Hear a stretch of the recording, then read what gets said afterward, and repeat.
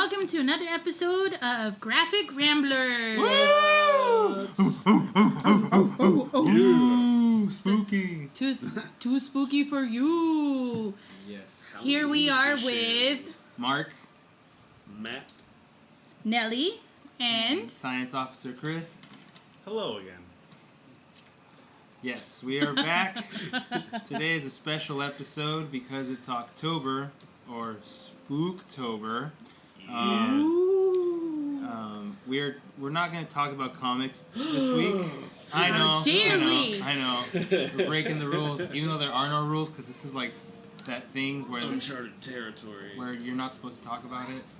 Fight Club. Are we anyway? in I gotta say, guys, getting people to join my Fight Club is really difficult since we can't talk about it. Yeah, I know. I So can't. don't tell anyone I told you, but I have a Fight Club. Anyway, so today, because of this, in the spirit of the season, because it's Halloween is coming up, and we celebrate that because we're ghosts. Yes. No one knows. We're going to be talking about. Kaiju. We're going to be talking about our favorite Halloween movies. Not necessarily horror or specifically themed around Halloween, more specifically that what we enjoy to listen to or we'll watch around Halloween time. To get in the spirit of the season. Yes. So yeah, that's what we're doing. We picked our top 3 because top 5 would take too long, yes. and we all had the same number 1. Yes. So look for that later. Super secret clue of our super secret future episode. So yeah, this episode today is going to focus on our favorite movies, or at least 3 favorite movies that we picked specifically for this episode, so we can look cool in our movie choices for you guys. They're not that cool, let's be honest. In addition to our runners up, and our butt plugs later, and all that. It's really hot right now, so we're not as energetic as we usually are. If you can hear a fan, sorry. Yeah. We're also recording in my apartment as opposed to Matt's house. What?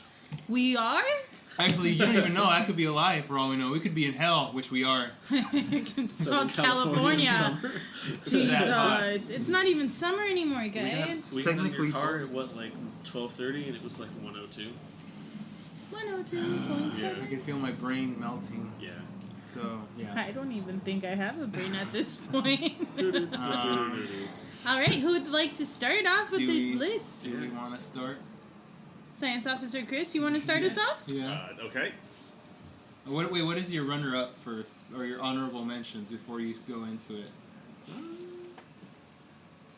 Do I just list them? No, just pick your one, because it could take forever. Oh, okay. My runner-up is going to be Tucker and Dale vs. Evil. Oh, okay. Nice. It's very similar to Cabin in the Woods in the way that it plays with the tropes of traditional horror movies, like, these are the hillbillies, we're the sweet, innocent college students who just want to have fun. But in Tucker and Dale vs. Evil, the hillbillies are actually... Hillbillies, I should use quotation marks on that. Yeah, they're the good guys. Yeah. They're like Pinky and the Brain almost. Oh, yeah. Or like Laurel and Hardy. Like, it was kind of like the classic two-man It definitely had an Abbott and Costello vibe. Yeah. They just wanted to have fun, and then chaos ensued. Yeah. Yes. It's worth it. It's so good. Very farcical. So what are your top 3 for that? The Thing, the original version, Paranormal Activity, the first one, the very, very first one, and Hellraiser 2, not Hellraiser 1. Okay. Why not Hellraiser 1, sir? Hellraiser 1 was great, I really admire it, but honestly, Hellraiser 2 is superior to it because I love the visuals, I love the landscape, I love everything about it, and the one thing that really always sticks with me is that the main character, I can't remember her name, it stinks. It's Kirsty, yeah. Yeah. In the first movie, she was... She was You one... don't have to stop next time. Yeah, he was trying to follow it. Yeah. Where is that going? In the first movie, the character Christy was what a lot of damsels in distress were. She was eager. She was just very vulnerable. She was at the mercy of the Cenobites. She was just trying to survive and just before you go on, the Cenobites are the bad guys in the movie. They're the demons. Pinhead. You've probably seen him on the covers of the movies. Even though I know what they are, Cenobites make me think of little tiny miniature Oh, sorry. That was an accident. Like Cinnabuns per se. Yeah. I could just imagine them in like. Cinnabites. Yeah, Like Cinnabites. but- Like Cinnabon has that. Have you ever seen Adventure Time when they're turning into zombies? Yeah. All of the candy people. Yeah. That's what I'm thinking. That's cool. That's Yes, cool. but in Hellraiser 2, I love the visuals a lot more. You actually go into the Cenobite world. You see the massive cool. landscape, the giant. Yeah, you go to hell. Yeah. That's awesome. Oh, you mean where You we're see the at? giant obelisk-like thing that turns people into Cenobites. Yeah, it's And the the thing- Leviathan. I remember yeah. that. That was cool. The thing that I really liked again was Christy, her name. In the beginning, she was vulnerable and she was just trying to survive, but in this one, she's actually able to contest the Cenobites. She challenges them and she fights them, and at the end, she's able to do what a lot of people want her to do. She's able to finally just attack them. She's no longer vulnerable, and she's able to go like, oh, stab, stab, stab, stab, stab, stab, stab. So it manages not to do that thing that a lot of sequels do, where it's like, by expanding on the world, you took things away from it. It actually adds to it. Yeah, and there's That's a lot pretty more. In adding to it, you also add a little bit more questions in terms of, well, are there going to be more? Are there going to be more Cenobites? It leaves it open, but it still leaves it, it answers questions while leaving more questions to it. Keep talking. Yeah. That's good because a lot of sequels manage to like reveal everything, and then you're just like, well, why do I need another one? Like, or they tell you too much about the bad guys. Yeah. Or, that's Yeah. cool. I know you mentioned The Thing. What you're talking makes about that your... The old. Well, how 50s does that 50s make one? it in your Was- top? Was that Howard Hawks directed that one? Yeah, I think that's Right? Howard Hawks. The thing Oh, from another planet. John Carpenter. No, that's the remake. Ah, so, okay. so Are you thinking I think of you the picked that one remake? as well. I did, Yeah. Oh, darn. We can both pick it. Okay, I can just okay. change Well, mine. I guess at this point... I'll No, we but should it's just- okay. It's okay if they overlap. I mean, Yeah. that's bound to happen. Yeah. Oh, But yes, you, but- but you both can contribute. I was gonna pick that one as well. But Okay. I love the thing. You go ahead. Sorry. Okay. Okay. I like John Carpenter's Thing because for one, I watched a documentary about it, the behind the scenes thing, and the thing that it really shows in the film is that a big idea that they wanted to do was that finally, with the visual effects, with all of the things that they could do, they could finally see the face of the devil. Because usually in a lot of horror movies and in a lot of movies, you never really see the devil. It's always just some spooky, shadowy monster, just something that goes unseen. And it works for a lot of films, but for this one, they were just like, let's go crazy. Well, that's what let's throw I know everything John in Carpenter there. said when he was talking to Rob Bottin. It was like, either we can imply things or we can show things, but if we're gonna show things, it has to be actually scary. And Rob Bottin was like, oh, I can do that. No, that movie still holds up. Yeah, I mean, the effects are so good. and I think there was the remake of the remake. The that came out. remake / prequel. Is that prequel? That was supposed to be the Yeah. Have you seen the original test footage for that, where they actually where they have the on actual set, they practical? yeah, and they hired I think it was Stan Winston. Remind me. his or no. the remnants of his team. Yeah. The company, not the guy. Yeah. But And then animated over it for no reason. Which Yeah, one was the thing? The thing is, where they're in Alaska and they discover that It someday is that movie Yeah, then. yeah. Ah! Yeah. This whole time I've been trying to figure it out because I think there was another movie I watched that was The Thing something or something. It was the thing, but it was the remake or the remake / prequel to the one from the 80s. Well, no, I know which movie they're talking about now. Yeah. Such a good movie. Yeah. That movie is so perfectly paced and acted. Yeah. And has more rugged men beards than Yeah. anything has a right to, and nothing can It's compete all with beard. it. Kurt Russell. Yeah. That was like Kurt Russell, John Carpenter, Yeah, and being the badass. peak of their powers. I couldn't be in that movie. You guys could though. Yeah. Well, you Matt can- definitely. I was You could have a prosthetic beard. The There were a remake lot did of- add one Whatever nice hair thing I in that shave there was off, actually a that's woman honest. there. Yeah. But I saw that the practical effects, not to get too far off topic, that they used the puppets or whatever for another movie called Harbinger Down. I was just, that same team just decided they kickstarted and made a movie just so they could use them. But anyway, go on, Chris. Yeah.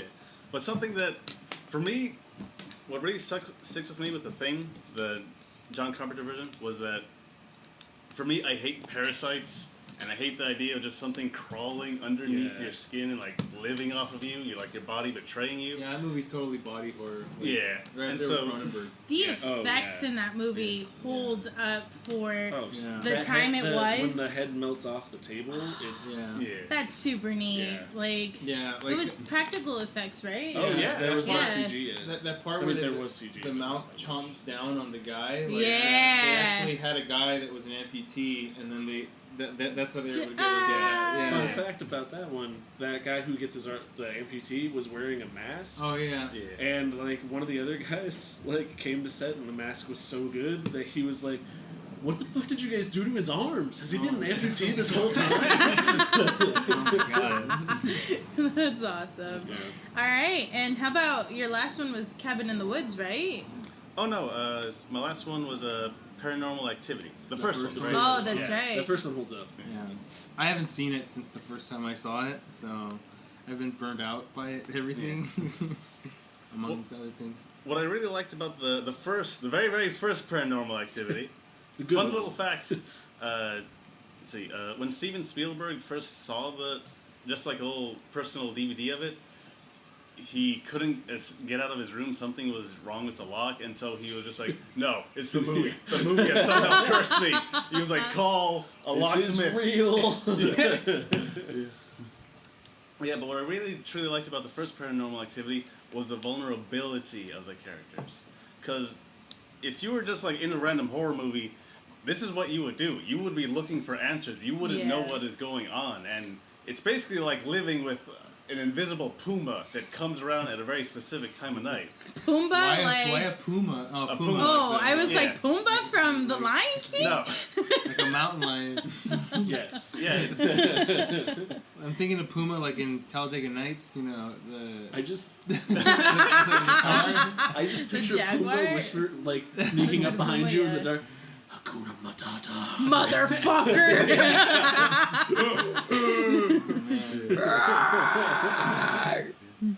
Sorry. It's okay. Well, I liked it because this is how vulnerable you would be. You would be looking for answers. There would be something which you have no control over. You are completely foreign to, and you have no ability to. You're just desperately trying to grasp onto to just find a name to it, find a face to it, while it is mauling you and trying to eat you. At worst, at best, it's just trying to like take off a limb. At worst, it's gonna eat your soul. I mean, it's kind of like the way you describe it as living with a puma. It's like I imagine myself on a camping trip and then being attacked by a puma and then going on my phone and like looking up ways to fend off a puma. Yeah. That actually that makes sense when I think of it that way. Oh my god. Yeah. How do I fend off a puma, Siri? Siri, it's no time to fuck around. Sorry, I cannot find blah blah blah blah blah. You don't. You Good can't, luck. I'm out. Die, and then, like, the SD card motherfucker. flies out of the phone. Ejecting. I think it's a wonderful execution though of like the opposite idea of the thing in that it's like, implied horror can really work when it's really well done. Because like, you never don't see. You never see the monster. You see the footprints and you see what it does, but you never see like. I remember being like scared when it's like the like running up the stairs like that part. It's like here it goes. Well, it's I feel like it's anticipation. It feeds off of like. I'm sure everybody apparently may or may not have had an experience of one or the other of hearing footsteps or just something like that. So just amplifying that to like even something bigger might actually just add on to all of that. Yeah. Which is why I did not watch that movie. Okay. I haven't seen it yet.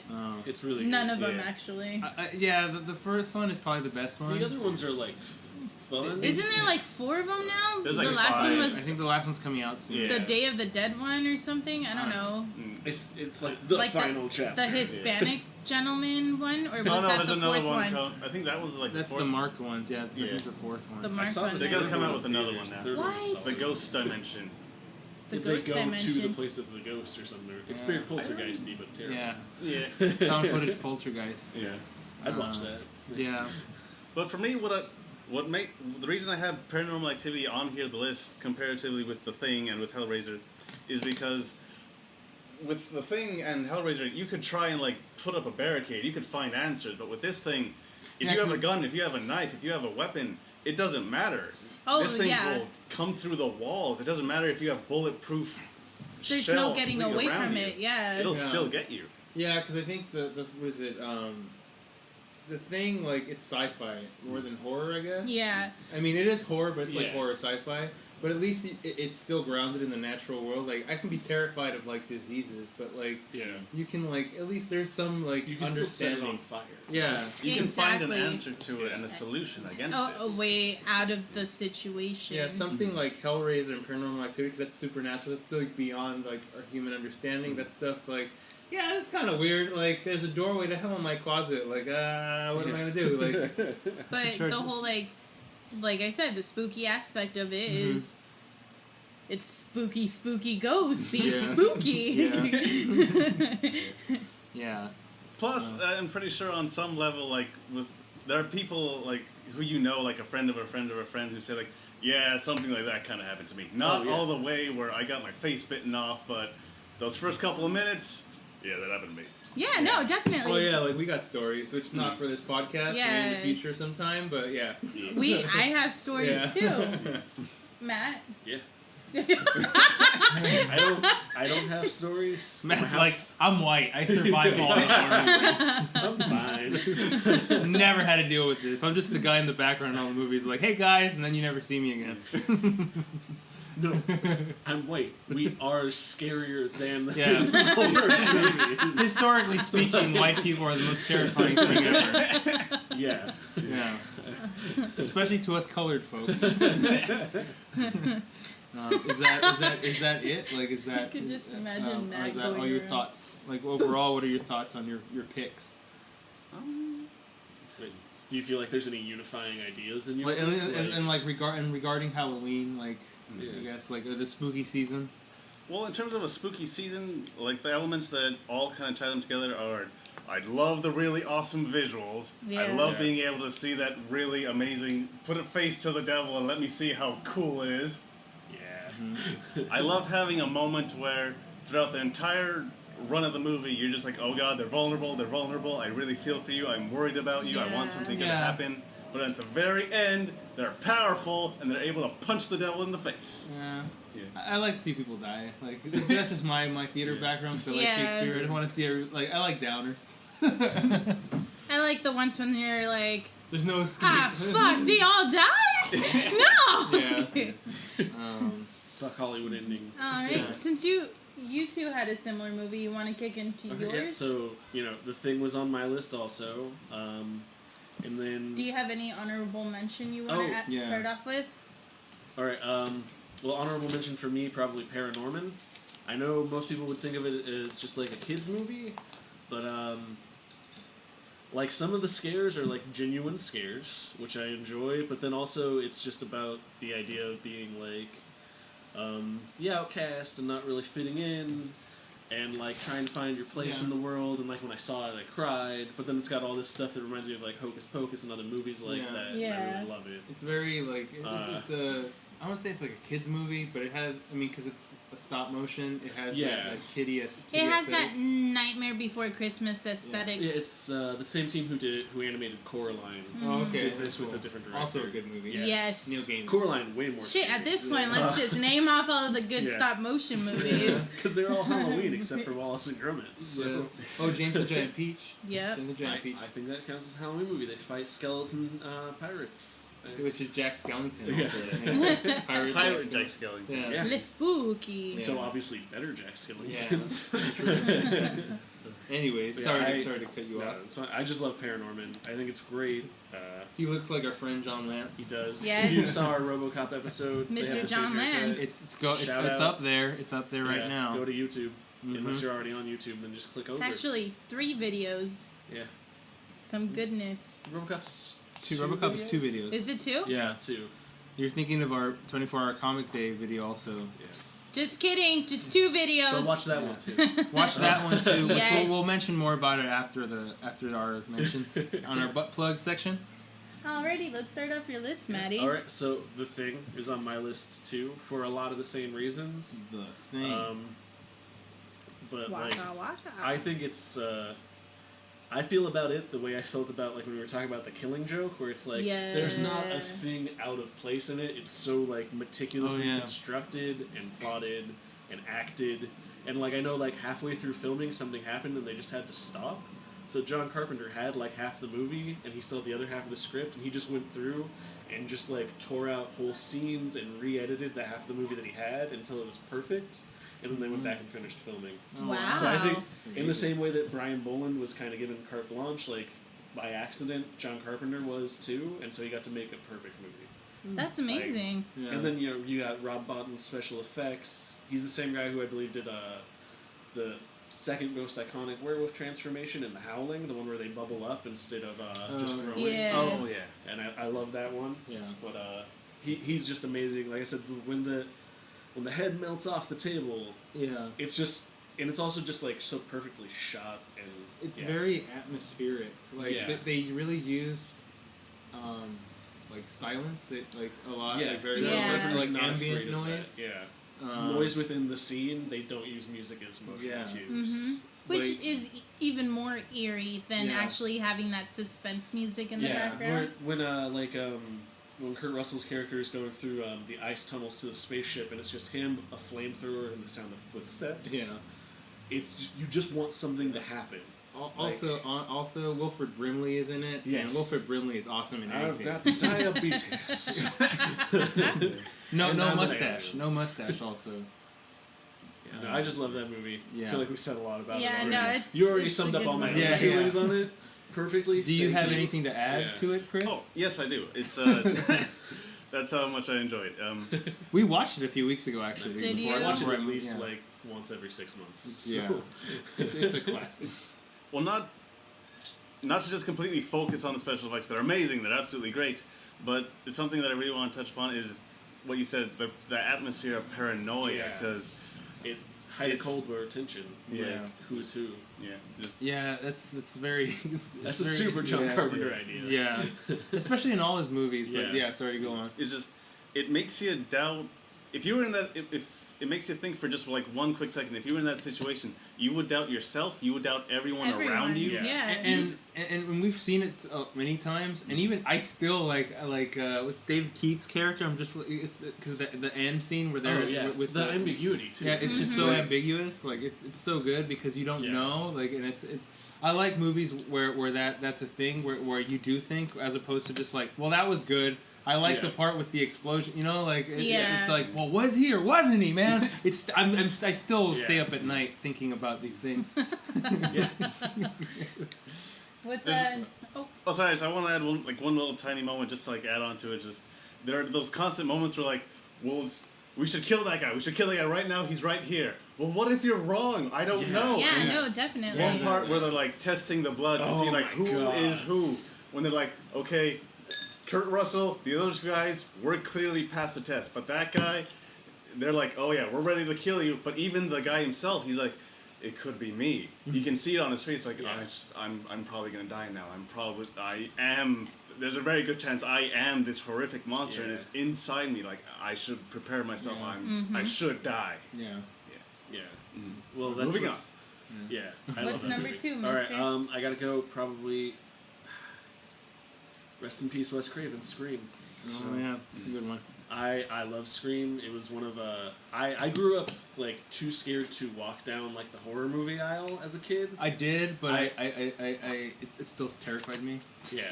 I couldn't, like, until I was like a teenager, I didn't even watch horror movies, which is funny because now like I love them. Yeah. Like, I was the same way. I was a scaredy cat. Like. Oh yeah. I couldn't go on Haunted Mansion until I was like 9. Like, I don't know about that. Well, I was just convinced it was scarier than what it actually was, and then I went on and I was like, oh.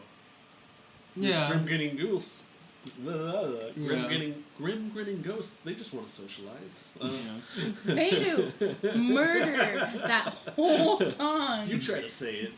Grim grinning ghosts. Just come on and socialize. Shut up. Is that from the ride? I haven't been there. It's from the ride. I haven't been there years. So. We have passes. If anybody can sign Mark in and Science Officer Chris, we'll do a Disney graphic episode. Ramblers Disney, at right? Disney. I'm just gonna be at Marvel World, sitting on the throne of Asgard the whole day. But I love Scream. Like it came on like TV, like the edited version, and that opening scene is so good. Yeah, it's very like Alfred Hitchcock. It is. Like totally. Yeah, you can see who he wants to pick as people who he wants to like honor and emulate in it, and then you can definitely see who he's picking as targets to show them how to do it better. Yeah. Like you can see where like the killer is doing stuff that's very like Jason Voorheesy. Yeah. Mm-hmm. And Very he's like, meta. No, that wouldn't work. Like, and even the sequels I think hold up. 3's not that good. 4 was really good. 4 was really, I was the opening surprised. to 4 was amazing. I was surprised at 4. I was like, wow, this is way better than I was expecting. Like, Because 3 wasn't written by the same writer. Yeah, okay. Well, that's the other thing is those movies are really, really well written and like really, really well acted. Like I think that the unsung hero of those is Shaggy from Scooby-Doo. Matthew Lillard. I think he. I was like thinking Shaggy the Shaggy. rapper. But then my second Shaggy was Scooby-Doo Shaggy. Yeah.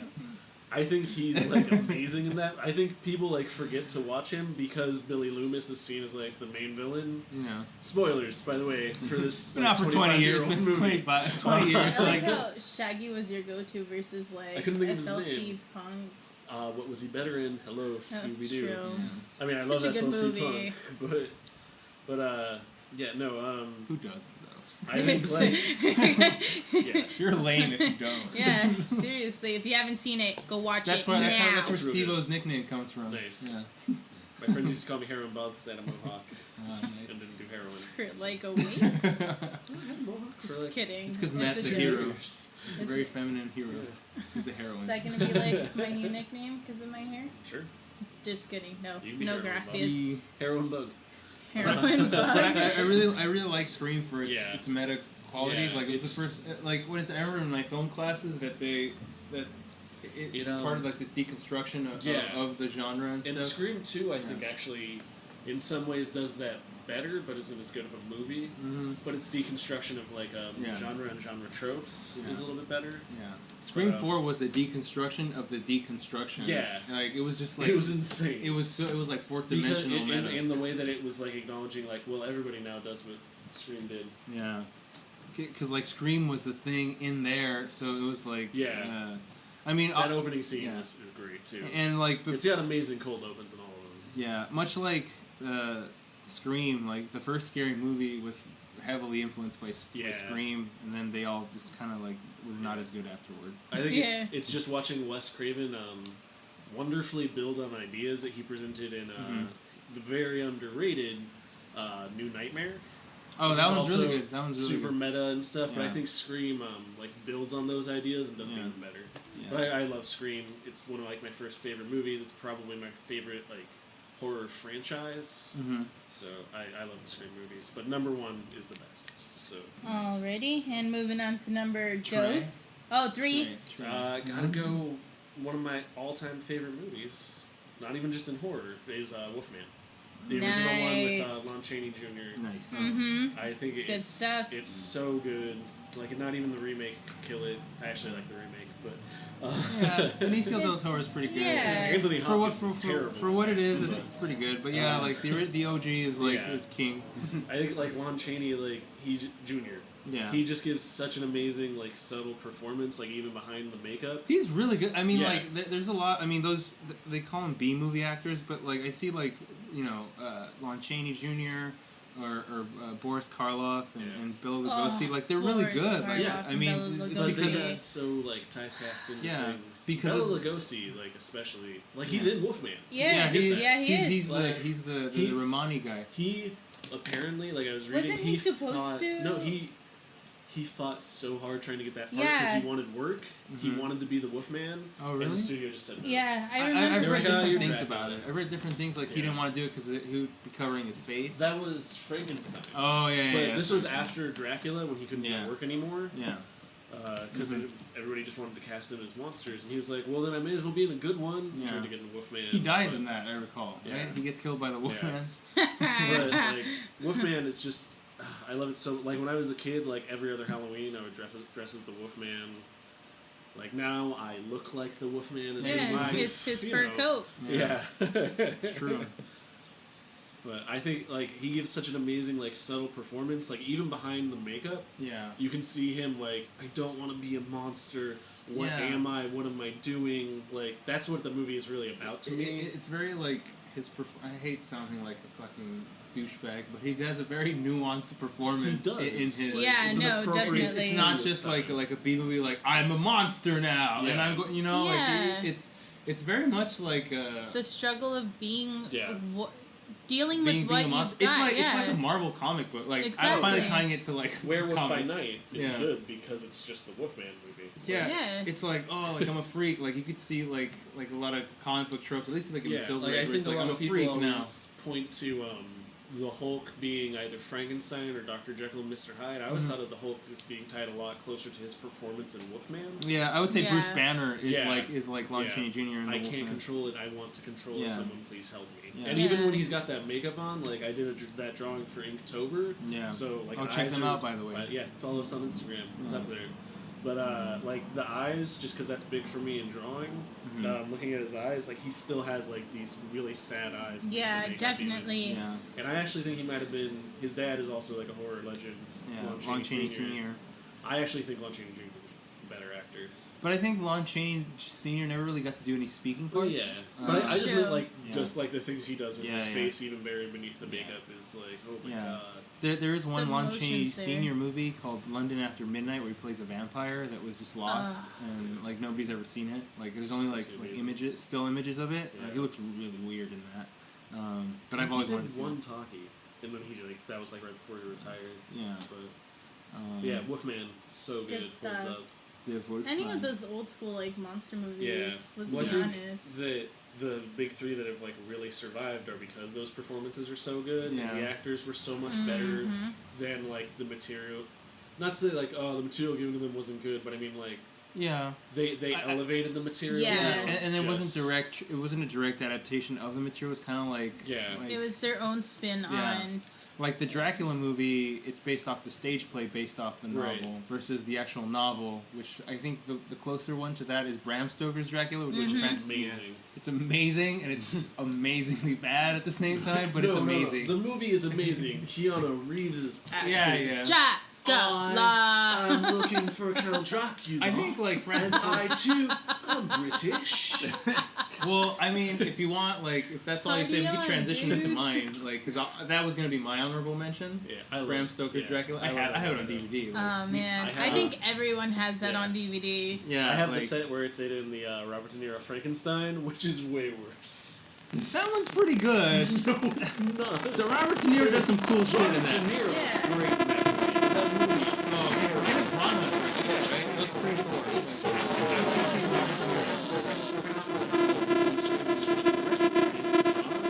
And when he saw it, he was like, "Take my name off. Don't even put me as a producer." Oh wow. Yeah. I mean, I love to hate that. In the '90s, there was like this revival of the horror movies, and like the classics. Yeah, much like they're trying to do now, but they're making them into like superheroes. They want to do it like a connected universe, not like superheroes. Which I think could be cool. I think it would be cool, but it's like it's never gonna happen. They want to do it. I mean, they did that in the original with the Monster Masters and stuff. I mean, but it was all standalones. But anyway, Francis Ford Coppola's Bram Stoker's Dracula. A lot of apostrophes in that. Is my honorable mention because it's just like Gary Oldman's fucking amazing. Like it's just so good. Like Keanu Reeves is a weird choice, but he was the biggest actor at the time. Yeah. Like young actor. He's not actually like bad in it. He just can't do an accent. It's after like. Well, he said he came off of like he had done like Bill 5 movies immediately in a row. And like had like a week before he went into that. Well, it was way after Bill and Ted. This was like after when he was already going to be a dramatic actor. Like he did like Speed. He did. I mean, maybe we could fact check this, but I know he did Point Break. Point Break was the biggest like thing. But even then, he's just like he's still. I am an FBI agent, you know. Which is the Keanu Reeves we all love. Yeah, like it's a cool movie. I mean, I love Dracula. Like, I went through this phase, and in high school, like my goth phase. We all go through a similar phase. And And I think it's probably like the closest cinematically. Like there've been a lot of weird Dracula movies. Oh, definitely. I mean, aside from like maybe Nosferatu, that was probably closer, but still. But Bram Stoker's Dracula is my favorite. Like it's just out there. It's so visual. Like It's gorgeous. And it's not at all what you would expect from Coppola. The production designer, I think they were like a manga artist. That's why Well, it was. All the effects were actually his son. Oh really? Yeah. Well, I meant like the design, like the armor, yeah. like the way the armor. armor, like that's that. all like it was like a manga artist that did that. So you can see like why everything is just so like vibrant and stuff. The aesthetics of it is fucking ridiculous. The reds are real red. Yeah, everything like it's cool. Like anyway, like it's I'm gonna get into mine now. My first choice is The Shining. The Shining is my first. Why wasn't that on my list? Because like Jack Nicholson is fucking nuts. Like he plays another character named Jack, which is always cool. I always know a good Jack Nicholson performance when he plays a guy named Jack. Joker. That's all I can think of right now. He played the devil. It's just like I think good horror. It taps into your fears, and I think like. Specifically, The Shining, it taps into your fear of isolation. Oh no! Like totally, like not like the cabin fever, like being isolated with your family. Because who wants to get stuck with their family for a whole weekend? Well, it's also that whole like, you think you know someone and then they fucking snap. Yeah, but then like the wonderful thing that they do is they keep cutting back between like viewpoints in a lot of ways. Yeah. Mm-hmm. So it also becomes you think you know yourself. And Kubrick is insane with his detail and things. Like I mean, I don't know if you guys have seen Room 237. Oh, it's so good. It's good, but there are parts that I find contentious because like there's this part with this lady, like I'm gonna get off on a tangent, where she talks about this poster with the guy skiing and she's like, it's a minotaur. It's symbolic of a minotaur. I'm like, lady, it's a fucking guy skiing. Like, well, that's the whole point of that documentary. Yeah. Though, is like how obsessed we are with film and like what pop culture means to us as a society now. And that's the perfect movie to look at it for. Like, Go on. I do have to say, The Shining is the reason I couldn't go to the bathroom as a kid because I thought there was going to be a lady in rotting water behind every single curtain. For the longest time, I had to open up curtains, and sometimes I catch myself doing that sometimes because I'm just like, there's a rotting carcass that's going to come to life, and I'm going to die. It's going to be the worst. Totally. Like, it's just like when you're...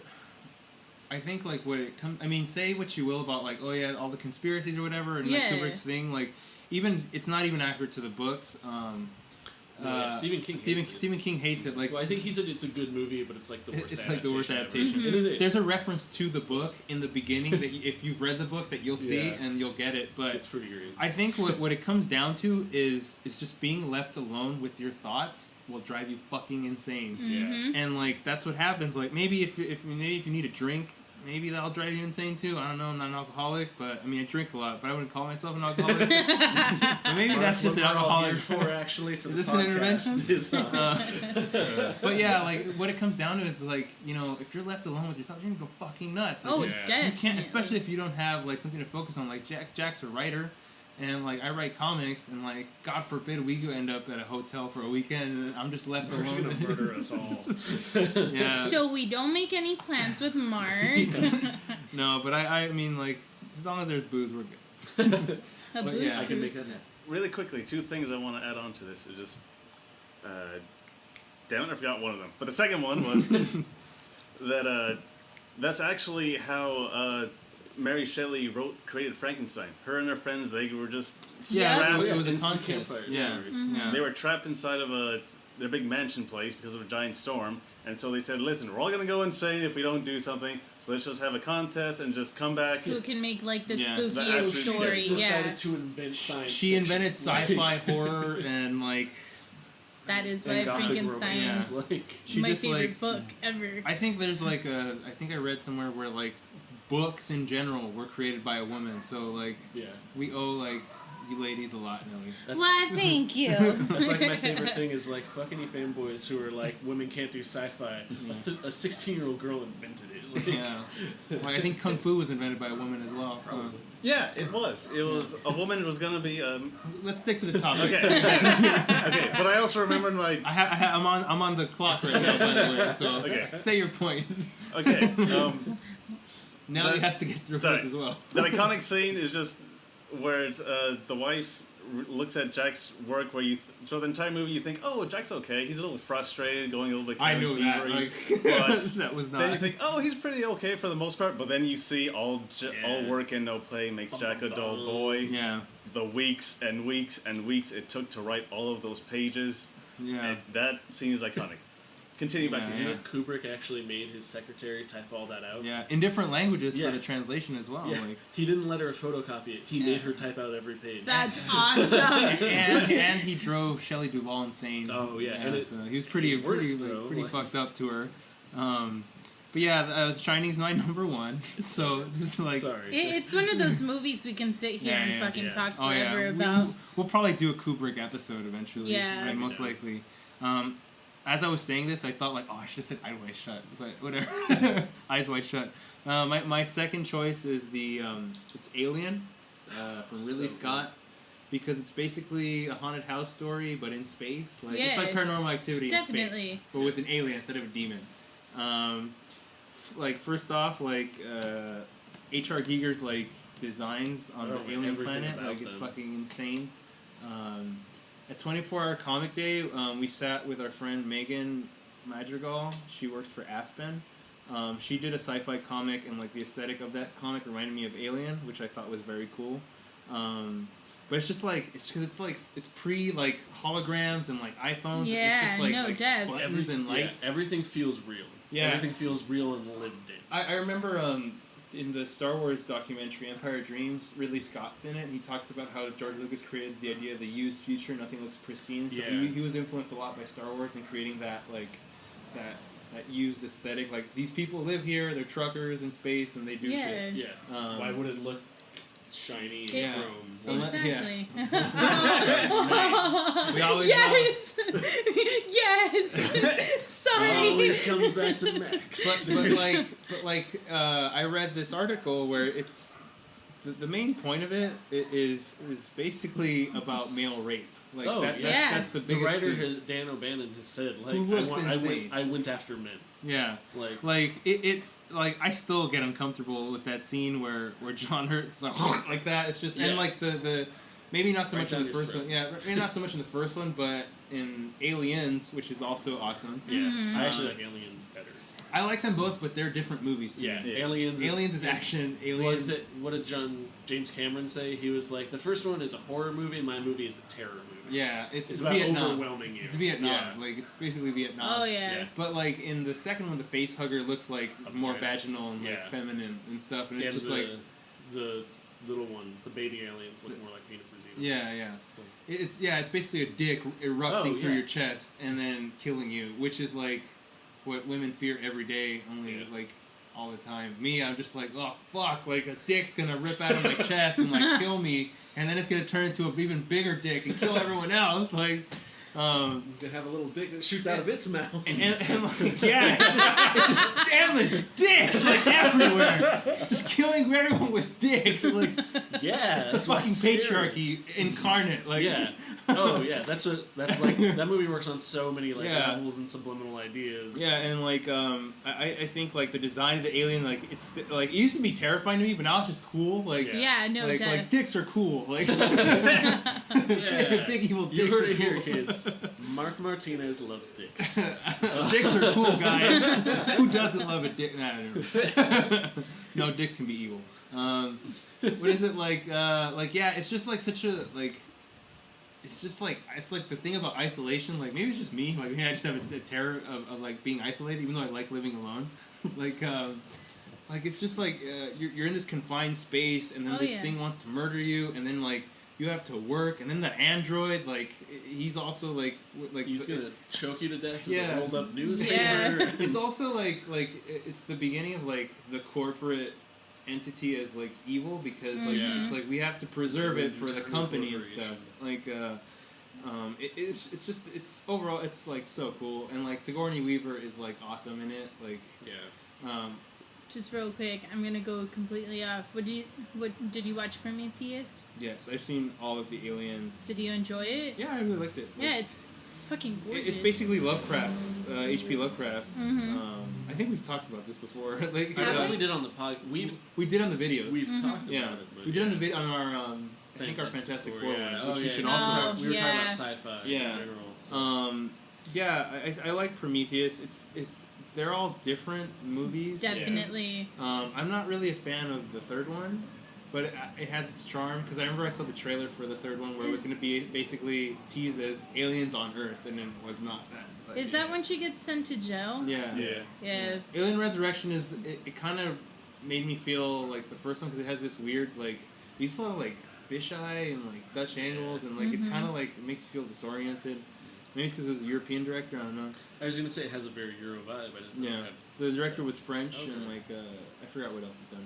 But anyway, Alien, very cool. Yeah, super good. Super good. Shares a lot of ideas, I think, with the thing about isolation and who is who. And body horror. Yeah. It's that same genre. I want to say, I think Dan O'Bannon helped John Carpenter with the thing or something. Probably. Like, when they were talking... They were like talking about like the old one and the original novel the thing was based on, and that's what made him go write Alien, and he went and wrote the thing or something. That makes sense. Numero Tres is The Exorcist. Nice. So good. And I was raised Catholic until I reached the age of reason, to quote. High five! Yes! to quote George Carlin, may he rest in peace. I was raised Catholic, and so I was terrified of this shit, like, growing up. It's just, like, I showed it to my friend, I showed it to Steve-O, actually, my friend Steve-O, recently, but it was, like, the cut on Netflix, which isn't as good as the director's cut. Because the director's cut has that awesome spider walk. Yeah, and it's a very slow-paced movie compared to, like, a lot of stuff today, but it's like, the build-up is so good, like, I think, like, this movie terrified me because I was raised Catholic, and like I was terrified of going to hell. And like it's like, oh yeah, this is real, man. Oh yeah, because they shoved that shit down your throat. Yeah, they shoved this shit down your throat. So I was raised Catholic, and this terrified the fuck out of me. And also, like, even if you're not, like, I still get freaked out by some of the scenes and stuff.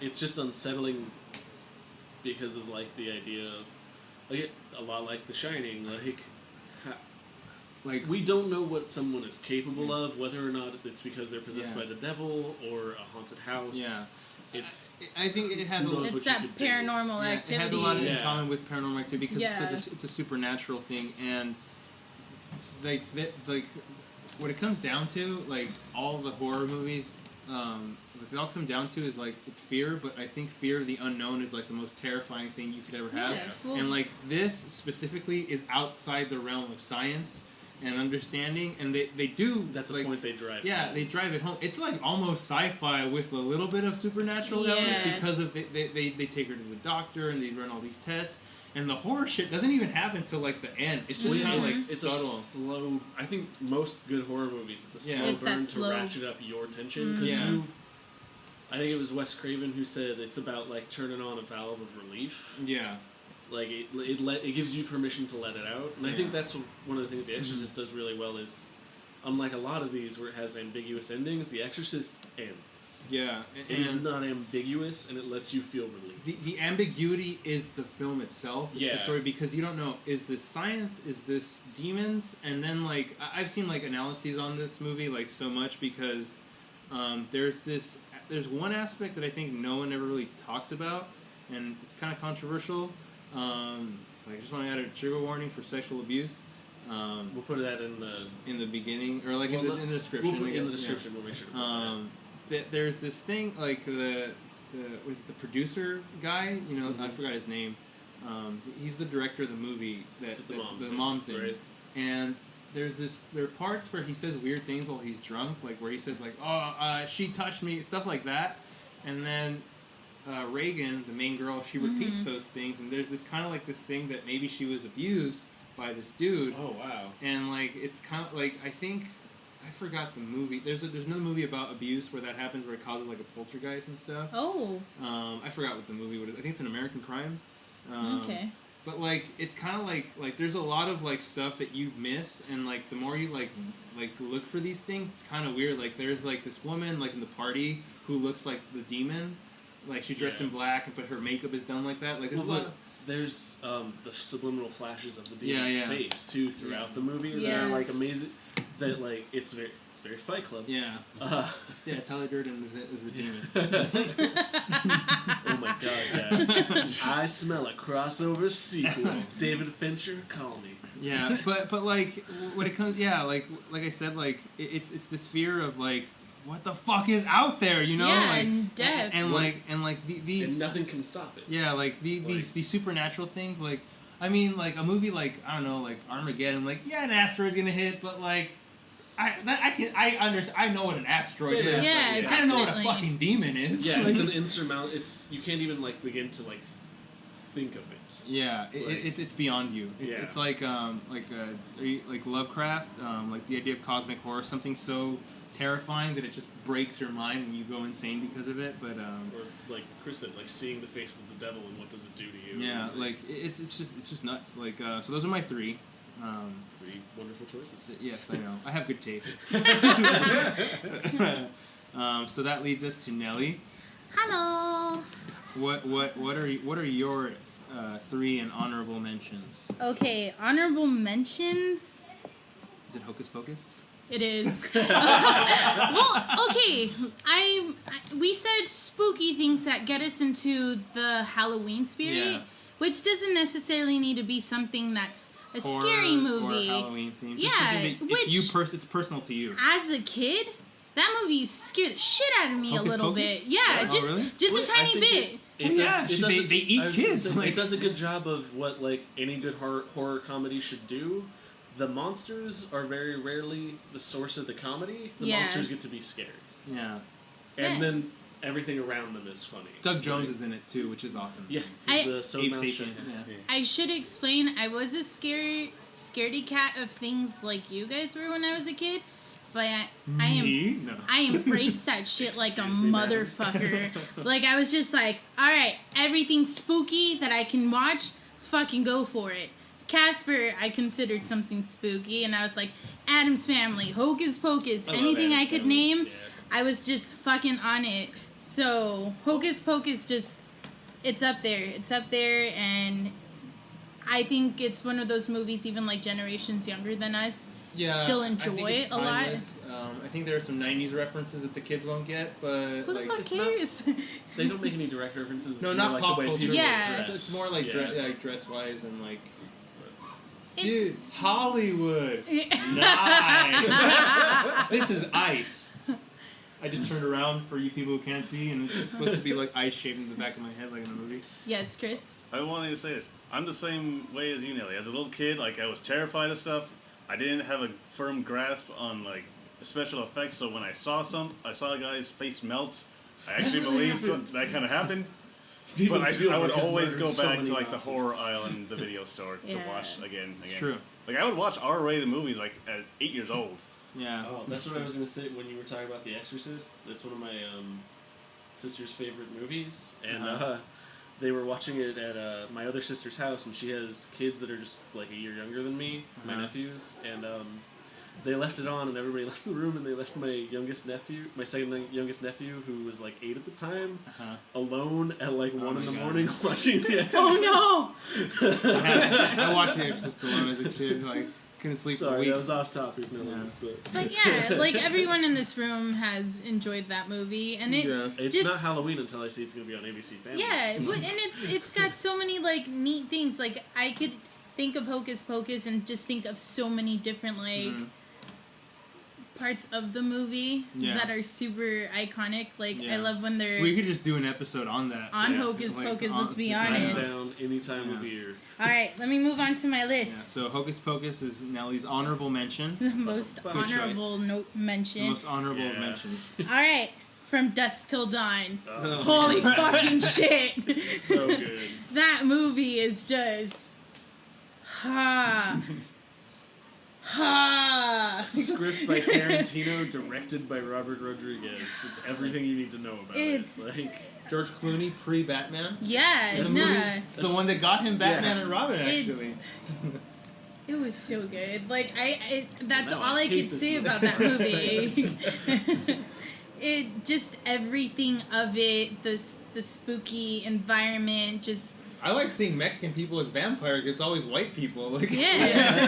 That's something. No that, offense. No, not taken. Like that's part of what makes that movie work is that it's a bunch of like really talented character actors that until like right then didn't get to shine. It helped like revitalize Cheech Marin's career. Yeah. It gave the world Danny Trejo. Like, Yeah. It's Salma Hayek is in it. That was like her and second American movie. Yeah. I don't think she's attractive, but goddamn, in this movie she was attractive. Just a little bit. Just a little bit. I do. No. Disagree, but It's such a good like Beautiful lady. monster vampire It's like a movie. western. Like, Yeah. Kind of like, have you guys ever seen Near Dark? From John Carpenter? Nah. It's about like these vampires. They're like nomads. It's kind of like a vampire western. But That's awesome. Bill Paxton is in it. But isn't that he also did his other John Carpenter's Vampires, right? yeah, that was later. Is Bon Jovi in that one? That's the second one. Okay. Yeah. I didn't see the second one. I didn't see. I saw the Bon sci-fi Jovi's guys. in it. Sorry, but yes. But like, yeah, no, that movie just has so many iconic little bits to it, and just the storyline and the aesthetics of the vampires themselves. That was the same team who does Walking Dead now. What's the main? He's like Nicotero does the makeup in that movie. Okay. They also did Green Blood as opposed to Red, so they can get around like the censors. Well, they knew about that because they were the same team who did Evil Dead 2 and Army of Darkness. Oh, They had okay. all the effects for that. Oh, is that a clue? Is that a clue about what we're gonna talk about?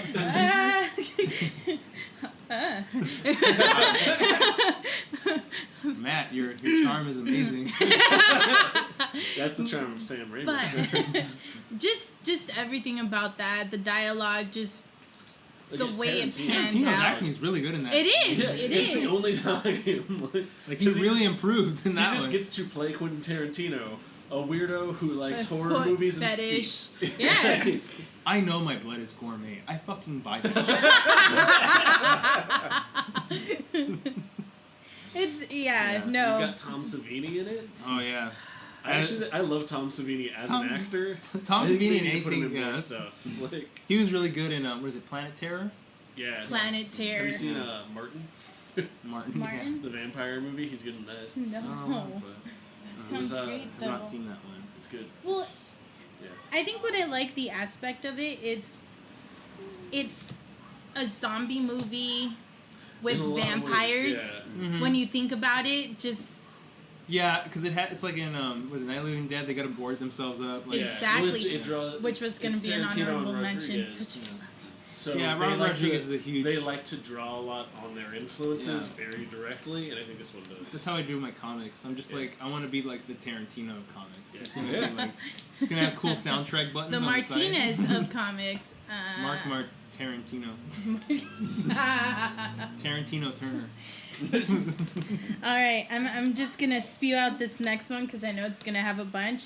Shaun of the Dead. Oh yeah. Holy fucking shit! Totally. All I have to say about how good this movie is, my grandma, Miss Mad Max lover herself, was just like, no, this is like the greatest movie ever, and she doesn't do scary movies. And you're right, it's fucking amazing. Yeah. Just everything of it. It follows the cardinal rule of what makes a good horror comedy. The zombies are never funny. Sean and his friends are funny. Yeah. The zombies are genuinely scary. Yeah. Yep. And also, like, it takes place, you can tell, directly in the Romero universe, because at different points when they turn on the radio, it's George Romero actually doing dialogue from the TV broadcast from Night of the Living that's Dead. cool. It's him and Guillermo del Toro. I read it. Does it in Spanish. It's an expansion of like an episode of Space that he did. Yeah, because they did a Resident Evil Yeah. cold open. I love Space. Yeah. But that could be we could just do a podcast about space. Like, Look forward soon, guys. Sorry, Just the guys that make those movies, that group. The Cornetto trilogy. Yeah, they're brilliant on the way they film everything and the angles and how they go about things. Edgar Wright is just Edgar a good Wright is the filmmaker. Tarantino of comedy. Yeah, Like I have not seen a bad Edgar Wright thing. he's meticulous. Yeah, he's very like he's an auteur.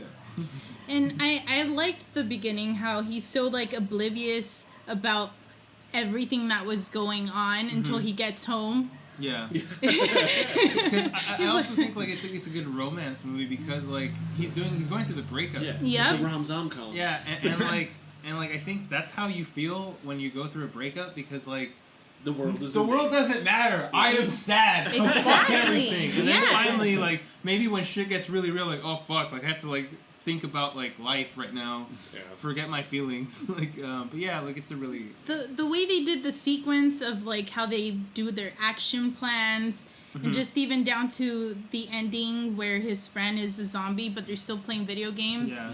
It's Very good visual storytelling. it is. They don't Have you do heard a lot of what exposition. Simon Pegg said about the movie? Because he co-wrote it Yeah. with Edgar Wright. Makes sense.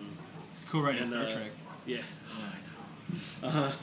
But he was like, for writing it, we wrote it as a romantic comedy about Sean and his girlfriend. But the way that me and Nick Frost played it, we played it as a romantic comedy between us. Yeah, no, it Yeah, I think like their relationship is very strong as best friends and all that. It's just like the zombies aren't even like the main focus. They're not. Like they're there, but it's like any good movie is about the characters. I think And it also has a great reference to my favorite George Romero movie, Day of the Dead. Which I know is blasphemy because I didn't think Dawn of the Dead. But when they pull the guy through the window and they're pulling him apart, he goes, choke on it! Just like Day of the Dead. I'm like, The Dead is good. Like it's very underrated in the Dead movies. Yeah. Just that opening where the hands pop out the wall. And also, did we forget the scene where they're beating up the guy to with Queen playing in the background? Oh my god, yes! Change the song!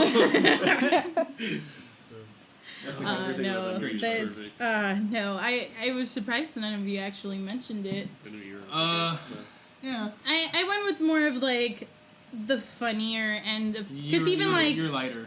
Yeah, From Dusk Till Dawn is not even. It's a scary movie, but it's a campy I'd like to see candy. a crossover with that. Shaun of the Dead and Dusk Till Dawn. Has anyone watched the Dusk Till Dawn TV show? Oh yeah, I've seen the Is whole it good? thing. Is it good? I heard it's awesome. really good. I want to watch it. I want to start watching his channel because apparently every Saturday they do Godzilla marathons. What? Or like, not Godzilla, but like just whatever The movie B he movie, was. like do a lot of B movies and He's stuff like, for like exploitation you know films. what movie I was watching at home this weekend? Let's just play it. Let's just.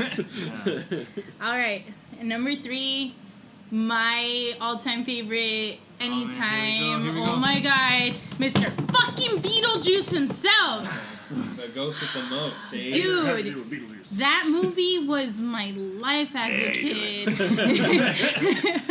gotta say the name. It's so good, and I'm anticipating the next one to come up. But it's happening, guys. It's all happening. I'm scared for it, but still, this movie. Well, Michael Keaton is coming back. I know, the exactly. original writer's coming back. Tim Burton's coming back, and he's gotten back on track now with Big Eyes. So. Keep hope alive, Nellii. Yeah. Keep hope alive. I want to see Tim Burton do like a Vincent Price biopic. Oh like he did with my Go. god, Like, that's my dream. Oh, that's like a that wet sounds like dream. the perfect Excuse movie. me. It's like oh god.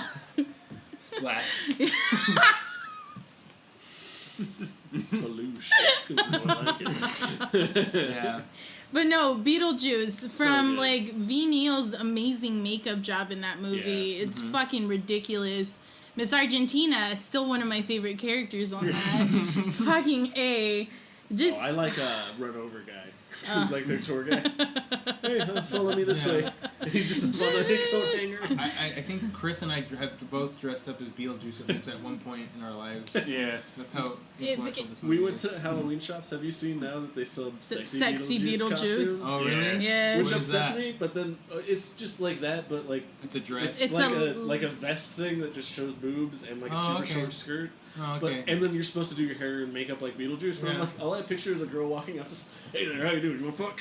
I mean, Let's get out of here. you know what? I could see that How as a you regular feeling? Beetlejuice costume in itself, like him just being like Yeah. Yeah. wearing dress. Like But I just picture Michael Keaton's voice coming out of like Nellii, like, "Hey, how you doing? Welcome to the party. You wanna go to the back room? Like, you into this? You into this? I'm into this. I just got into this. Which, that's the cool thing about this movie. There's so many iconic characters that you can place so many of them in a Halloween costume. Yeah. Which, everything. Every character They don't even have to say anything. Yeah. Visually, they're just memorable. Exactly. You can feel the story behind that character is there.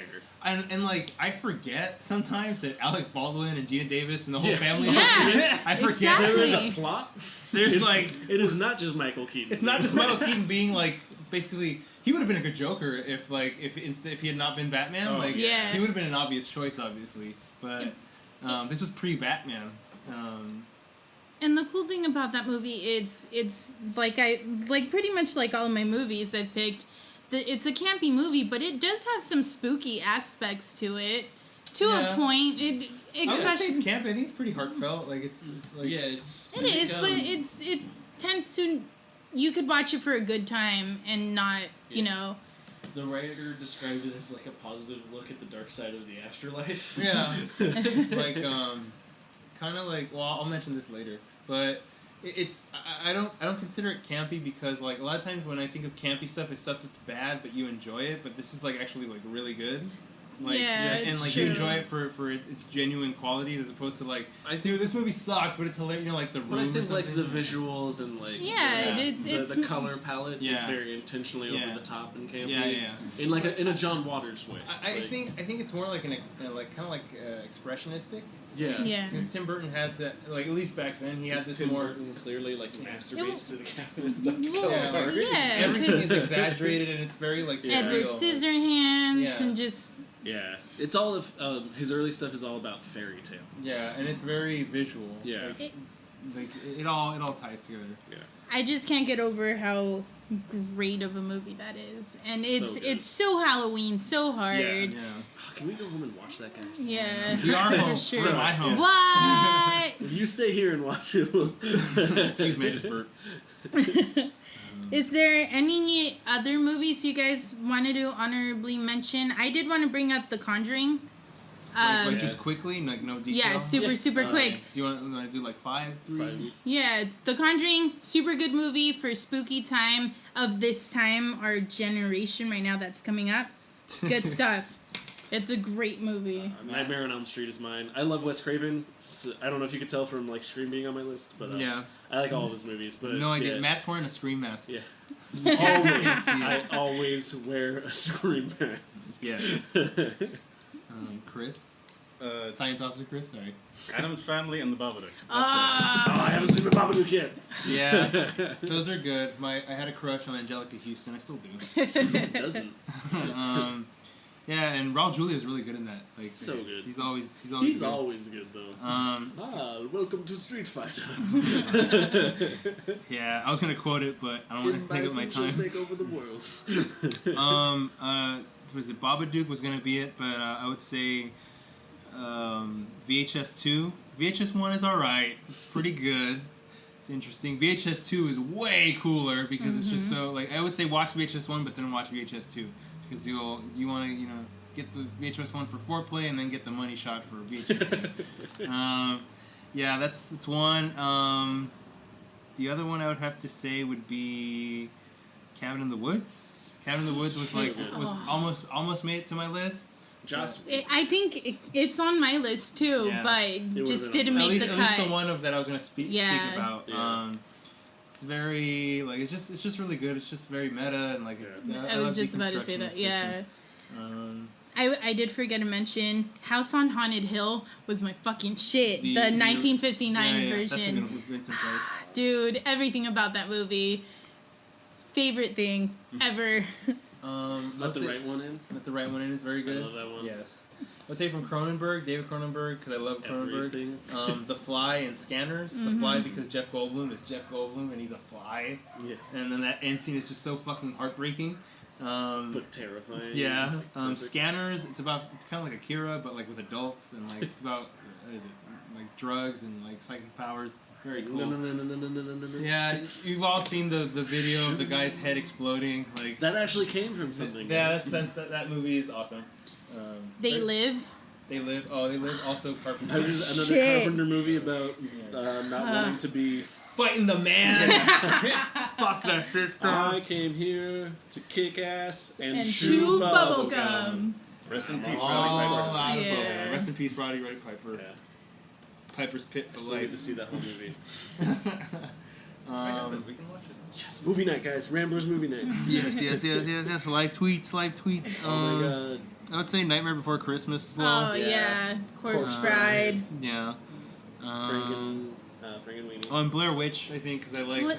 I fucking hate the Blair Matt Witch hates Project. it. I think it's such a good iconic I only movie watch of it its every time. few years. Yeah. Like, I think there are movies that take what it was trying to do and do it better, like Paranormal Activity. Yeah. Not. I don't necessarily mean because it's found footage or whatever. Uh-huh. I just mean like the idea of like giving you little tiny pieces and like almost like intentionally frustrating you along with the characters. Yeah. Except that like in Paranormal Activity, I care about the characters, and in the Blair Witch Project, I want the witch to fucking kill them. Yeah. Oh no, I don't. I don't I like have it. no sympathy for the characters. I don't like it for the reasons Christian likes Paranormal Activity, where you care about the characters. I like it because I think it's more of a nostalgia than actual appreciation for the film itself. Like when I saw it when I was a kid, I liked it. I think it's more atmospheric than actually. That's what I was gonna say. It's really well like directed and paced. Yeah. But I have some problems, not necessarily with. Not at a fault of the actors, because they do a fine job of what they were given. Yeah. It's not great written. Yeah. Like, no, yeah, I agree. I think I like it for the atmosphere and like I like it for the superficial reasons more so than like the and actual the concept is cool. Yeah. And I was gonna mention one, but like Matt mentioned, it is a Christmas movie. Mm-hmm. The Gremlins. It and Die Hard are my two favorite Christmas films. I'll turn on the light. It's getting dark in here. The Gremlins is such a good movie. All of them. That scene when they're watching Snow White in the movie theater. Yeah. Holy fucking shit. Hulk Hogan's in there. Yeah. And then number 2 is awesome because it's just an awesome like Looney The girl Tunes with movie. it's everything about those movies. Yeah. My life. So The girl's dad died in a chimney. I think Grandpa from the Munsters is in it too. That's really cool. Best kill maybe in cinema history is when they launched the woman up the stairs. Totally. Is that it for our? It's a good place to leave talking I think about that's- horror. And besides that, Chris, you got anything? Do you have any like Honorable mentions? post honorable mentions? Oh, you know what? I was gonna mention Phantom of the Opera, the original the silent silent? film. Oh, with Lon Chaney Sr. Dude, Yeah. fucking A. That That was really movie good, yeah. is. Doesn't matter when I watch it or how old I am, I still enjoy the shit So out of good. it. It's very creepy. I was talking about this with my roommate. She suggested because I think American Horror Story just came out. Yeah. And the theater, or what is it, the hotel, and she suggested theater, American Horror Story theater. I was like, it would probably be better if it was called like Opera House or something. They do Yeah. kind of like their take on the Phantom of the Opera. That would be. How about you start contacting them? They have a year to get that shit ready. American Horror Story, like I have a pitch for you for American Horror Story Opera. Creators Opera of House. Glee, give us a call. Yeah. And Scream now, right? I would play the Phantom Yeah. or Igor. I'd settle for Igor. Obviously. That movie Igor, the cartoon, is really cute too. By the way, I've never seen. Oh, it. yeah, I've seen it. it's adorable as Yeah. fuck. Have you seen the trailer for the new Daniel Radcliffe Frankenstein movie? What the what? It's Play him- Frankenstein? No, he plays Igor, and Oh, okay. Dr. Frankenstein is played by. I can't Who remember. is it? I can't remember his Is name. it James McAvoy? I want to say yes. I think but so. I think it's James McAvoy. I'm sorry, I'm gonna go off topic real quickly. Why did you mention that name? Have any of you guys seen the movie Horns? Yes, Horns is Yes, really I good. Yeah, I have. Oh Yeah. my god, the makeup job in that movie and just Amazing. that fucking And movie his is performance it's is like holy shit. yeah. I didn't go in with any expectations for that movie. He wonderfully plays off his Harry Potter like wholesome image and does a good job of it, and it's really good. Yeah. I can't believe I He didn't think of looks that. like, I don't know if you guys ever played Devil May Cry. I know you have because Yeah. we played it together. But he looks like the demon Sparta from that video game. Yeah. I thought that was very cool. Nice.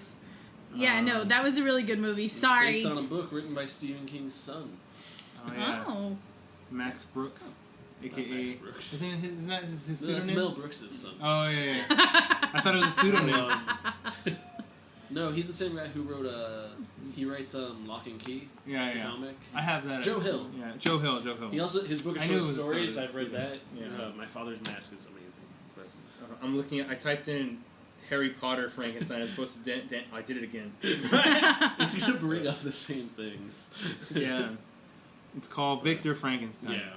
It's the Frankenstein story. James McAvoy is in it also. Yeah. Did anybody Victor Frankenstein. like the movie I, Frankenstein? It was fine. I didn't watch it. I didn't care for it.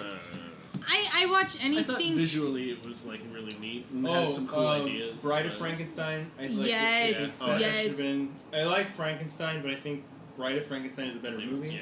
Yeah. Dracula. All the old Universal horror movies are good. I was gonna mention. They hold up real well. I love the movie I love the book Frankenstein so much that I watch a lot of pretty much anything that's Frankenstein I've seen. I Frankenstein, I enjoyed it, but maybe it's just the nostalgia of seeing gargoyles and Frankenstein, and I think of Gargoyles the cartoon. Yeah. I feel like there's about 30 minutes missing from that movie, and if they put it back in, it would be a much better movie.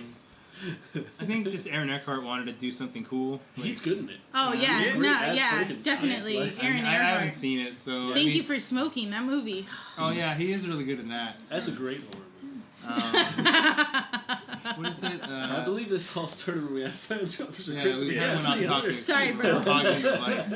Go on, Chris. I was actually going to be very quickly and just say one really amazing horror movie and one that's kind of cruddy but still worth mentioning. In that order is The House of the Devil, absolutely amazing. That's a good one. And one that's kind of cruddy but still has a great idea and sort of a good atmosphere build up is Pontypool. Pontypool. I haven't seen that one. Pontypool. It's zombies, except you turn into a zombie and your brain explodes if you say a certain word. Or basically, words are infected, and if you say the word, you turn into a zombie. That sounds like a Superman comic, like from the 50s. So just a mix of if you say this word, you turn into a zombie. Also, The Devil's Carnival. Just throwing that out there. It was enjoyable. I haven't seen it. It's from the same people who made one that I enjoy, which is Repo the Genetic Opera, which I liked. I hung out with a bunch of music majors once, and they watched that. It's fun. It's a fun time, and the makeup job in those movies is just real fun to look at. It's just gorgeous. Hasselhoff's in the next movie coming up. Hallelujah. I think that's what it's called. Yeah. So is this a wrap on our Too Spooky for You episode? Alright, so our fave movies, fave Hollywood, check them out. Alright, so shall we move on to our favorite segment? The butt plug. So, what are you guys reading this week, y'all? What 24-hour comic book day? Oh yeah, we came. Everybody go to the Comic Bug. It's an amazing shop. It's the best place ever. The Comic Bug in Manhattan Beach. It's right on Manhattan Boulevard. Beach Boulevard. Yeah. Keep an eye on our page. We're gonna try to maybe get some of the artists to let us post up at least like their 24-hour comic or their links.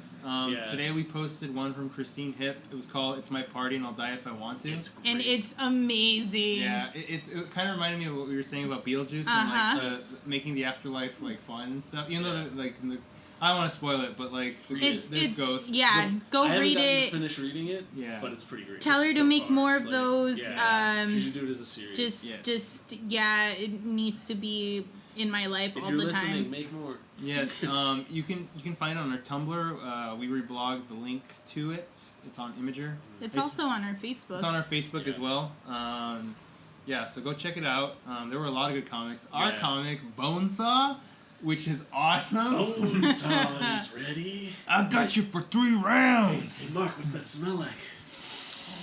Weakness. That was actually a line of dialogue and we just said that to each other the entire 24-hour comic day. We just like I wrote it and everybody was kind of like, yeah, dude, this is fucking cool. Like, and we wasn't even like 3 a.m. This was like maybe an hour into it. Yeah. We were just like, fucking yeah.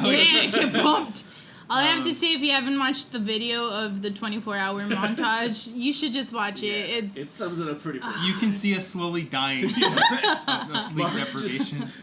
My favorite part of the whole meeting was just when they were like, all right, guys, we're thinking about getting tacos. Who wants tacos? And Mark just went, tacos? Oh my! Oh my! You know I'm Hispanic.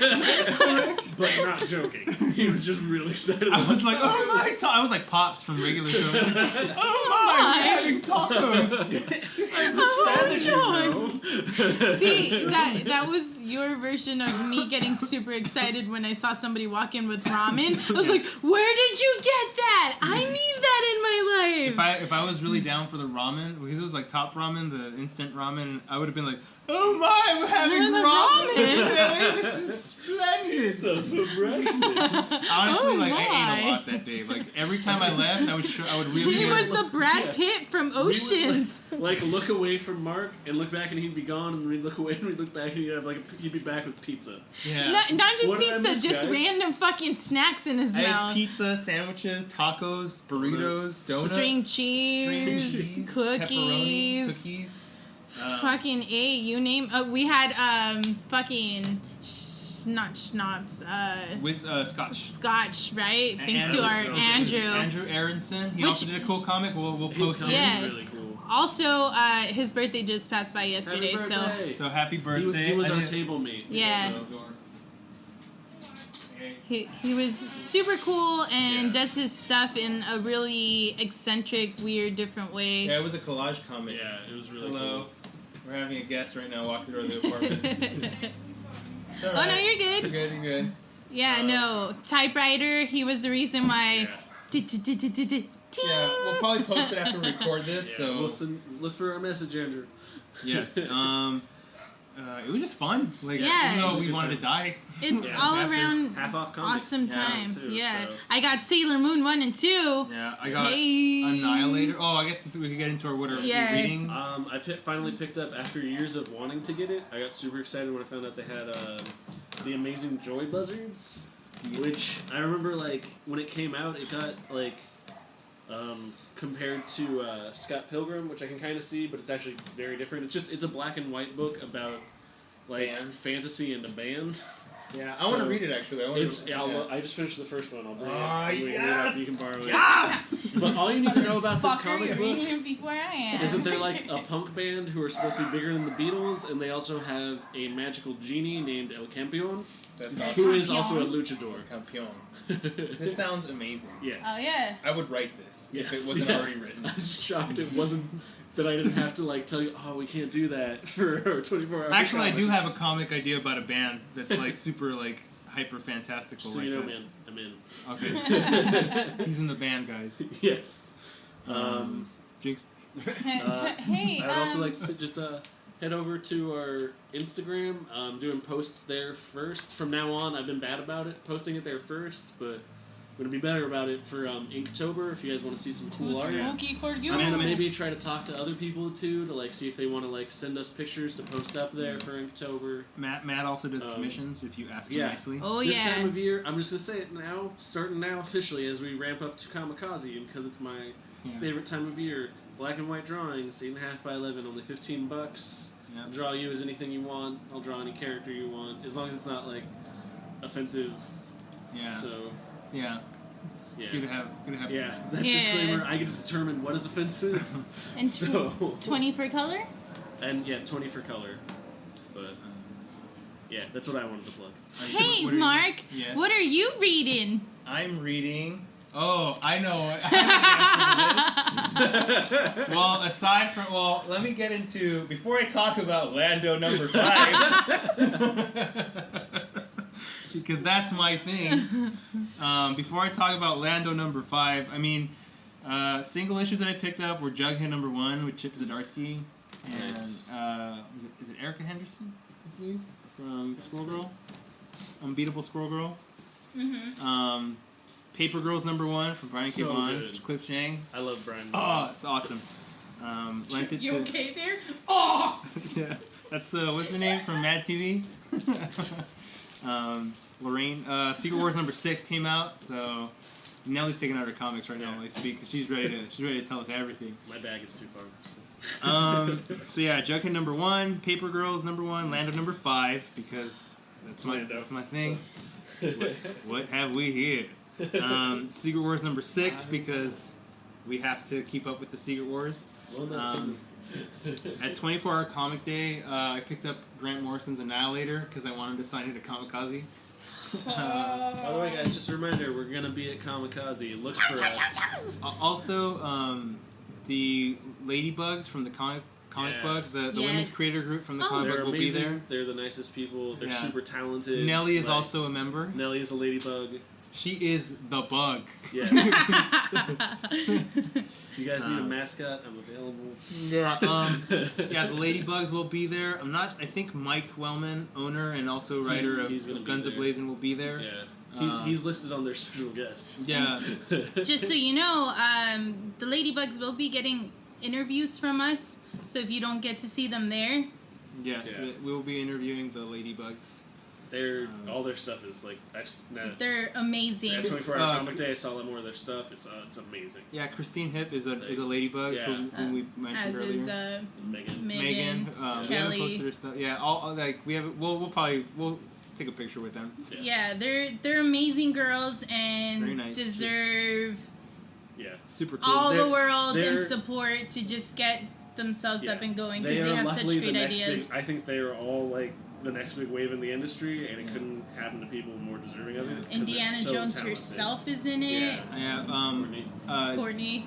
We worked with for our comic. We worked with David Moreno. Yeah. He was the pencils, and he's working with Courtney Davis, who's the writer.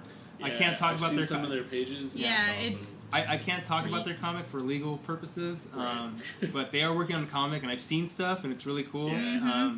Courtney Davis writing, David Moreno pencils, Christine Hipp on colors. So, yeah, it's gonna be awesome. Stuff's looking real good too. Yeah. While Matt and I are getting in gear for our comic. Millennial's gonna be very cool. Yeah, I'm excited. Trademark. Yes. Trademark. Yeah. Trade me. Copywritten, trademark, everything. Cover art graphic by Amber 2015. I'm not doing anything cool like these guys. But you're a ladybug. I am. Yeah. I am. That's way cooler than anything we're doing. Well, we should really say like Nellii at this point basically runs our all of the directing and the interviews and like setting them up and stuff. Yes. So if you need to, she's who you should talk to if you want us to interview you. Send us emails or something. I can set them up. Talk to Nellii. I'm second in command, but really I just tell Nellii like, hey, this thing happened. It's a teamwork. Nobody does more than anybody. Yeah. We all do everything here. I don't know. I slept a lot at Comic Con. I slept more than everybody. I slept while I ate. Me too. Maddie. I ate more. I ate more than everybody. Do a lot of work around here. I do the least on the podcast. Let's be honest. Matt does a lot of work. Matt draws the things. Yeah. It's a good equal. Yeah. But yes, everyone. Off track. So what else are you reading, Mark? I picked up Annihilator. I picked up most of the stuff was just stuff I needed for my collection, like Doom Patrol. Yeah. Also from Grant Morrison. Hawkeye #4, Volume 4. I mean. Which is the last of Matt Fraction's trades. I'm kind of waiting for like some sort of absolute omnibus type thing, which I'm sure will happen. Yeah. So. It's just like it's a lot to carry for me. Like I like to carry. I just want it from a bookshelf. Yeah. I have the Invisibles omnibus, which is like takes up a lot of space, but like I feel like it's gonna break it. Like it's so big. I picked up Saga Volume 5 because Saga I can't read it in singles because I need it now. I think that's it. I mean, if I think of anything else. I'm going to read what Matt's reading, and then Matt's going to read what I'm reading, and then Nelli's going to be mad because we traded before her. And she's going to borrow both of them. She's going to borrow both of them at the same time, then Matt Fuck you guys, I'm reading Sailor Moon. Then I'm going to Nellii, figure out what Sailor Moon is, because I don't know. Just a real quick shout out. I did do something fun today. I got to do some face painting for a band. Oh, okay. By the way, Nellii is a makeup artist. If you need makeup for a Halloween party, call her. I dab in the arts. But I may or may not butcher the name, but it's Hijos del Vapiola. You know how to pronounce things better than I do. Vapiola? Hijos del Patiola. Yeah, it's Hijos del Vpatiola. You should check them out. Real fun guys. They're so talented. Yeah, super talented. Yeah, check those guys out. But anywho, what you reading, Nellii? Sailor Moon 1 and 2. Are those mangas? They are mangas. Because The kawaii-ness in me is real. A kawaii! Not offensive. I did pick up Lady Killers, which the artwork in this is It's real pretty. gorgeous. Beautiful. And I've been meaning to actually pick up just the volumes. Well, yeah, but Is that the first volume? yeah, volume 1. Oh, nice. So I found this on a whim on Comic Book Day, and then while I was buying Matt's what was it? Oh yeah, she surprised me and bought the artist edition of the first issue of Walking Dead. Walking Dead. It's the beautiful. It's the volume? artist proof. Nice. I found yeah. It's 11 by 17, so you can actually see the art in it. You can see the deets, man. Yeah. All them fucking Yeah. deets. It's the size that Tony Moore drew it at, so it's amazing, guys. And I found volume 1 of Wayward just kind of standing off to the side, and I was like, what the fuck? Alright, there's cats? Let's do this! It's about cats It's people that just have, like, It's got powers and cats. stuff. Yeah, but this We girl have- can, like, control cats, I guess. I've noticed that a lot of us in this comic creator group that we're in, we have a lot of cats in our books. Yeah, It's like a thing. I think it's because Nellii keeps telling us all to put cats. But I was writing that way Yeah, before I no, met you. Yeah, it's true. It's kinda That was one of Yeah. the first things we talked about. Where you were like, "Can you draw cats? Can you draw cats? I'm very particular. Well, what kind of cat? Cat. Yeah, Gotcha. no. If I was an editor, Line. I'd be like, no, not enough cats or butts. Start all over again. Come on, guys. Yeah, I pitched Nellii my book, Butt Cat, and she was just like, I'm in. We're actually I'm turning it in. into a major motion picture this Yeah. coming fall. Yeah, trademark, copywritten, butt cats. Anywho, What else are you reading? Is that it? Harley Quinn. There's just so many like different groups of Harley 'Cause Quinns. You collect the. Well, yeah, collecting no, the- but also there's the original run of it. Then they had the Harley Quinn and Power Girl, and then the Black Book is coming out soon too. So, Yeah. and they have the road trip one right now too, No, you with have to get the Sirenses. you have to get the Scooby Doo one that I. And the told you about. Scooby Doo one. Oh my God, Scooby Doo and Harley Quinn and Poison Ivy. This is like my childhood. Yeah. Holy shit! Thank you, whoever reminded me, Science Officer Chris. That was amazing. What are you reading, Science Officer Chris? Well, I'm continuing the Witchfire series by James Rowlands. Oh yeah, And- the book. Yeah. I only get one cool picture, and that's on the cover. Otherwise, just words. But It's also, all I'm reading. your imagination. Who needs one of those? Imagination. Jim Lee draws my imagination. I'm also vaguely reading. erotic. I'm also reading Spider-Man Gauntlet, and I'm at the part with the Rhino. Oh, I have that one. I've read I that. could have lent you that one. From when Dan Slott and all those guys just relaunched it like a couple years ago, right? Yeah. Yeah. Yeah, it's so good. It's basically like the Sinister Six Yeah. like update. Yeah. It's really cool. I think what's his name? Is it Ramos? This is the first one. Jorge Ramos. Jorge Ramos, I know or Humberto Ramos. Humberto Ramos. He draws it. I know he's done a lot of the He gets Superior on some- Spider-Man and posted that He stuff. did like one, I think, one with Okay. Electro. It was like one issue of the Gauntlet. I have it in the trade. Nice. But it was like it was my favorite one because of Humberto Ramos. Oh, I just love the one you're talking about with the Rhino. Yeah. I think it's so good. That one's good. It's heartbreaking. Yeah. The Sandman. You ever read Spider-Man Reign? No, that's the one where he kills Mary Jane with his semen, right? Yeah. It's true. It's true, he does. I am not a Kari Andrews fan, so It's radioactive blood and bodily fluids. I'm sorry. you just didn't expect me to shout that in your ear. That was the most hostile I've ever seen Matt. Like, I've never seen... Usually Matt's always like, it's great. And then when he's mad, he's like, mad. The bitch face comes out. Hey. Talking about Mad Matt. Oh yeah, by the way, when you're looking for us at Kamikaze, we'll be in costume. Yeah, so we won't. Should we spoil that? Mad Max is one clue. Yeah. That's the first clue of Mad Yes. Max. In the next video we're doing, we'll drop the second clue. Yeah, we'll We don't drop wanna- it. Let's not give him the whole thing right Yeah. away. We were almost did right now. Yeah. But we are gonna have new exclusive stickers for that. Yeah, we're working on one or two like variant ones, so you might get one Yeah, or two different. we- ones than some usual. new ones. Matt sent me a text message, and I was Yes. like, that has to be. And I want to do one more. That way we have two options for Yeah. And I have another one, but it's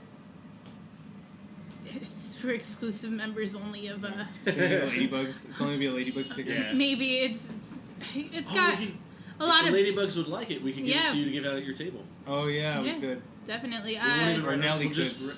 we'll just write ladybugs. on it for you. It includes everything I love in life: buttholes and cats. That's all I'm I think saying. you just gave it all away. Matt, I'm sorry you're not included in that list. But... And I knew going into this. Wait, is Matt a cat with a butthole in that? how did you know? You get hairballs. Yeah, with that beard, I would imagine so. Tough to maintain. Anything else, Chris, that you're reading? No, that's it. Oh, okay. Nice. This was a fun episode, and I Yes. hope Yeah. you guys enjoyed the non-comic book aspect of it. I talked a more little of that bit- probably happening. Yeah, we're expanding. But So yeah, we'll see you again next week in our Yeah. video, Yeah, let us know what's your favorite spooky movies to watch. or what you're reading, or what you're Or- reading while you watch spooky Yeah. movies because you have ADD what you'd like I like do. to see for Yeah. Inktober, because I have no original thoughts. Yes, it's true. I just tell Matt, draw this, and he goes, yes, sir. Or just Yeah. anything you're doing. Yeah. Even if you're... Or if you need advice, we can give Yeah. you advice. But We're the worst at it, but yeah, sure. I'm pretty good. Mark will give you advice. Yeah. I'll just be like, nah. Just go look at some butts, pet some cats, buttholes, butts. Get cats. it. Yeah. It's Alright. cute Wu-Tang happiness. Cat buttholes ain't nothing to fuck with. Yes. Yeah. Exactly. So that wraps it up for today. Graphic Ramblers. Graphic Ramblers signing Signing off. off. Signing off. Bye. Hashtag too spooky for you. Will the Graphic Ramblers solve the mystery of why ghosts leave white people alone? No, and we'd like to keep it that way. There you have it. They won't.